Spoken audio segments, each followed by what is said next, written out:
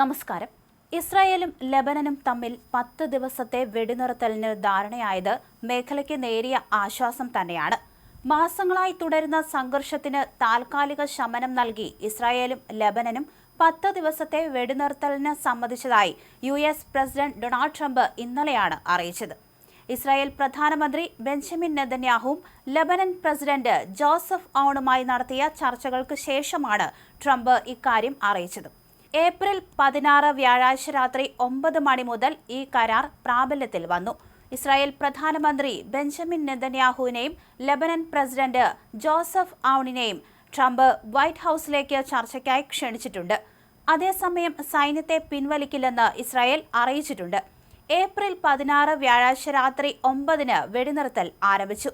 മേഖലയിൽ സമാധാനം പുനഃസ്ഥാപിക്കാനുള്ള ആദ്യ പടിയാണിതെന്ന് ട്രംപ് വിശേഷിപ്പിക്കുകയും ചെയ്തു. ഇതിനിടെ ടെഹ്റാൻ സമാധാന കരാറിന് തയ്യാറായില്ലെങ്കിൽ US സൈന്യം കടുത്ത സൈനിക നടപടികളിലേക്ക് നീങ്ങുമെന്ന് US പ്രതിരോധ സെക്രട്ടറി പീറ്റ് ഹെഗ്സെത്ത് മുന്നറിയിപ്പ് നൽകി. ഇതൊരു തുല്യമായ പോരാട്ടമല്ലെന്ന് ഓർക്കുക എന്നായിരുന്നു ഇറാൻ നേതൃത്വത്തോടുള്ള അദ്ദേഹത്തിന്റെ പ്രതികരണം. US സൈന്യമാണ് ഹോർമൂസ് നിയന്ത്രിക്കുന്നത്.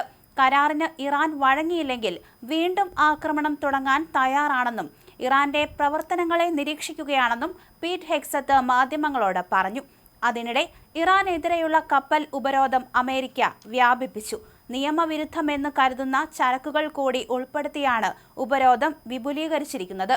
ഇറാനിയൻ തീരത്തേക്കെത്താൻ ശ്രമിക്കുന്നതായി സംശയിക്കുന്ന ഏതൊരു കപ്പലിനെയും തടഞ്ഞു നിർത്താനും പരിശോധിക്കാനുമുള്ള അവകാശം അമേരിക്കയ്ക്കുണ്ടാകുമെന്ന് US നേവിയുടെ നിർദ്ദേശത്തിൽ പറയുന്നു.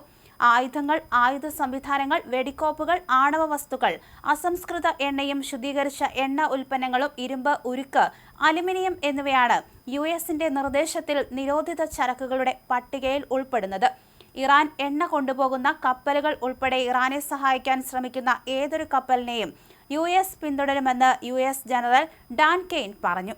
ഇറാൻ തുറമുഖങ്ങളിലേക്ക് പോകുന്നതും അവിടെ നിന്ന് വരുന്നതുമായ എല്ലാ കപ്പലുകൾക്കും ഉപരോധം ബാധകമാണ്. ഉപരോധം പാലിക്കാത്ത കപ്പലുകൾക്കെതിരെ സൈനിക ശക്തി ഉപയോഗിക്കുമെന്ന് ഡാൻ കെയ്ൻ പറഞ്ഞു. ഇതുവരെ 13 കപ്പലുകൾ യാത്ര ഉപേക്ഷിച്ച് മടങ്ങിയിട്ടുണ്ട്. നിലവിൽ US സൈന്യം കപ്പലുകളിൽ അതിക്രമിച്ചു കയറിയിട്ടില്ല. ഉപരോധം ഇറാന്റെ തുറമുഖങ്ങൾക്കാണ്, ഹോർമോസ് കടലിടുക്കിനല്ല. 10,000-ത്തിലധികം മറീനുകൾ, നാവികർ, വ്യോമസേനാംഗങ്ങൾ എന്നിവർ ചേർന്നാണ് US ഉപരോധം നടപ്പിലാക്കുന്നതെന്നും ഡാൻ കെയ്ൻ പറഞ്ഞു. സമാധാന ചർച്ചകൾ പുനരാരംഭിക്കാനിരിക്കെ ട്രംപിന് മുന്നിൽ ഇറാൻ 2 പ്രധാന ഉപാധികൾ വെച്ചെന്ന റിപ്പോർട്ടുകളും ഇതിനിടെ പുറത്തുവന്നു. പാകിസ്ഥാൻ മധ്യസ്ഥത വഹിക്കുന്ന ചർച്ചകളുടെ 2ാം ഘട്ടം തുടങ്ങും മുന്നേ ഹോർമോസ് കടലിടുക്ക് തുറക്കണമെന്നതാണ് ഇറാന്റെ ഒന്നാമത്തെ ഉപാധി.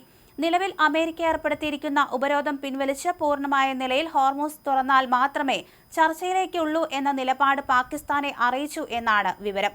ചർച്ചയ്ക്കെത്തുന്ന അമേരിക്കൻ സംഘത്തിന് തീരുമാനങ്ങളെടുക്കാൻ അധികാരം നൽകണമെന്നതാണ് ട്രംപിന് മുന്നിൽ ഇറാൻ വെച്ച 2ാമത്തെ ഉപാധിയെന്നാണ് റിപ്പോർട്ട്.